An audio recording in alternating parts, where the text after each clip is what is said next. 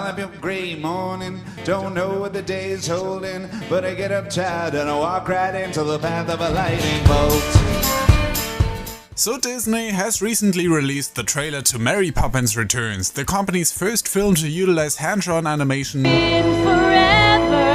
Over the past decades, the company tried their best to steer away from traditionally animated movies into the realm of computer-generated graphics, which, as we can see with Chicken Little, worked out perfectly from the start. Yeah, it definitely took the Big D quite some time to fully adapt to the new CG environment, and for some time nobody really thought it could be possible. Along came Meet the Robinsons in 2007, and with it, a noticeable shift away from the forced realism that could be seen in both their first project Dinosaur and in some aspects Chicken Little as well, and towards a far more creative art style that pretty much laid the groundwork for the streamlined aesthetic we know their movies for today. And there is a certain someone whose significance in advancing that process should not be forgotten. You know who I'm talking about.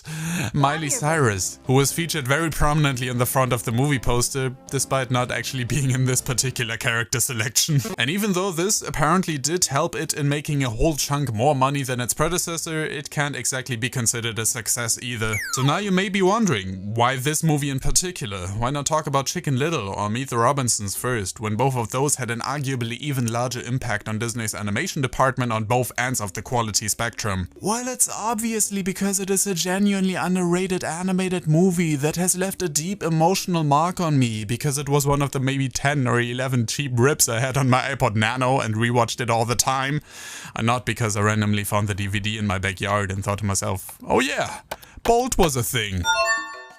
To refresh your memory, Bolt is about the titular character Usain Bolt, professional Olympic champion and Jamaican icon who is now a dog voiced by John Travolta. Stop it! Don't eat that.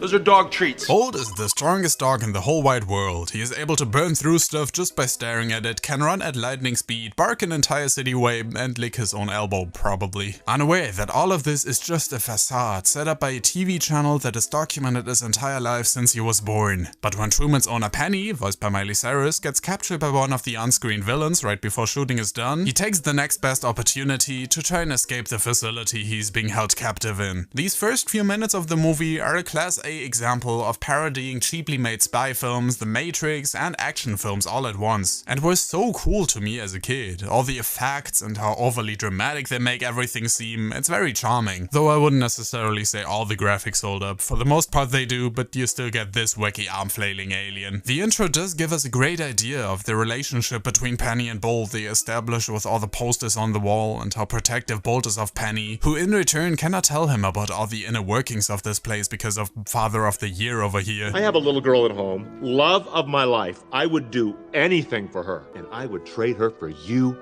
in a heartbeat. You're giving the dad from Chicken Little some serious competition, my friend. So anyway, now out on the road, Bolt has to realize that he isn't the crypto the super dog he once thought he was, and actually needs to adapt to his surroundings, which at first he blames on these styrofoam packaging beans, which I'm sure is some sort of metaphor for how he let his life packaged up and pre-prepared for him his whole life, and now needs to break free of these shackles to be able to move where he truly feels home. So stay tuned for my 3-part video essay on that. Fact of the matter is, he now comes across the exact opposite of the life he was raised to lead, with real dogs, real life physics, and real life pigeons that are being threatened by this cat, Mittens, who's voiced by Susie from Curb Your Enthusiasm, which now makes it even better to me. As was previously established, and is honestly pretty obvious, cats are all evil in Bolt's eyes, and so he tries to get information out of her about where Penny is being held captive, which she does give him, and yet he still decides to keep her prisoner.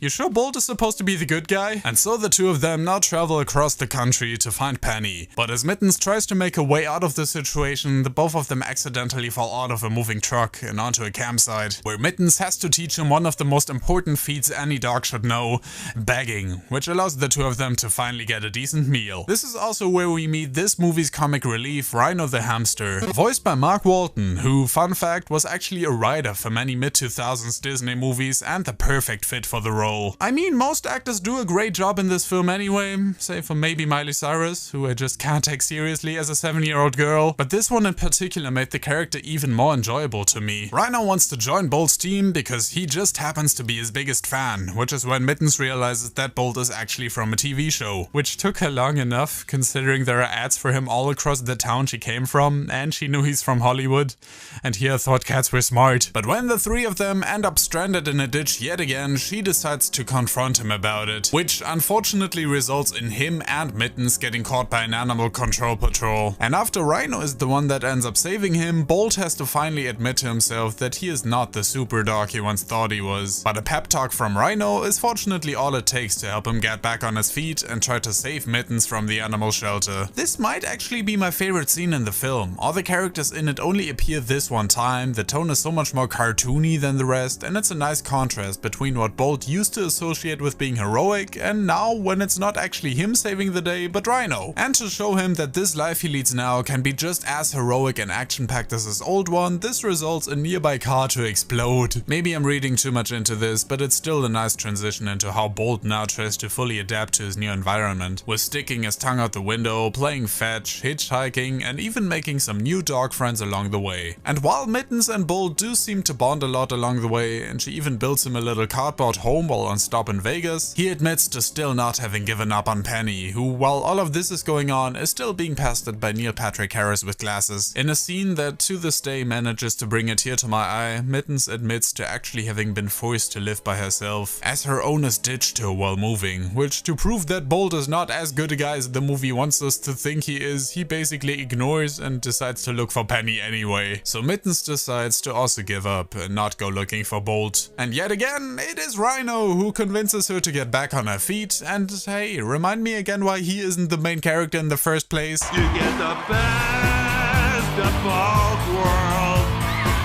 Oh yeah. That's why. Bolt, on the other hand, is just about to enter the facility he believes Penny to be at, where he is being held up by a bunch of fanboy pigeons, which, although I didn't mention them earlier, are some of my favorite characters in the film. The conversations these guys have are always hilarious, their movements very well observed from actual pigeons, and even funnier when they talk with a New Yorker accent. They are also the ones helping Bolt to find Penny, who is just about to shoot the introduction of Bolt 2.0, which Bolt takes as Penny actually ready to replace him, even though, you guessed it was all some big misunderstanding, which I would make fun of the movie for if it wasn't so goddamn emotional. Mittens, however, managed to overhear Penny's conversation with the film crew, and so this time she is to be the one to convince Bolt to go and save Penny, which I mean literally, because something went wrong on set just seconds earlier and the entire hall is on fire. And because #cinematic parallels, Bolt now uses his super bark to alarm the firemen outside to rescue them. And because all the turmoil associated with the filming got too much for her mom, and because Neil Patrick Harris just won't stop pestering them, they decide to quit. Which of course doesn't stop the film crew from replacing them, starting with the next episode already. We had to completely reconstruct your face. Have a look.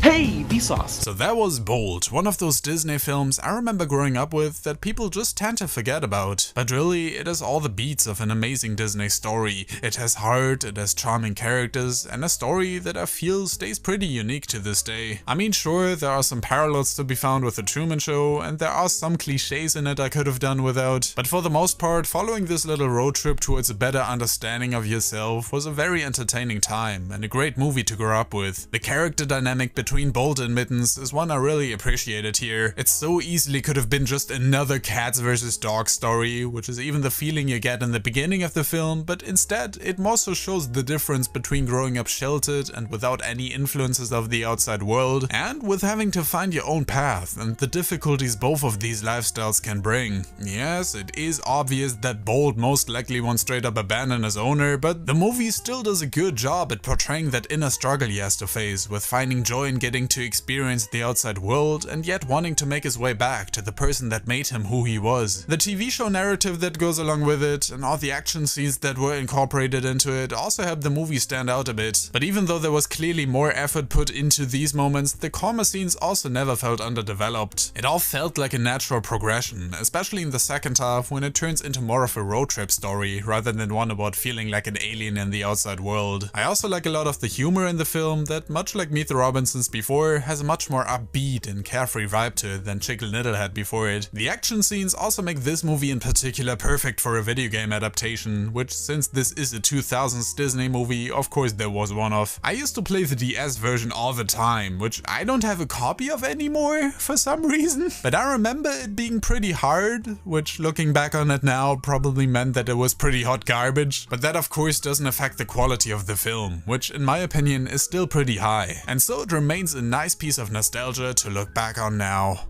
Although there obviously never was and never will be much more associated with this franchise. Except for this, of course. You know that it's the best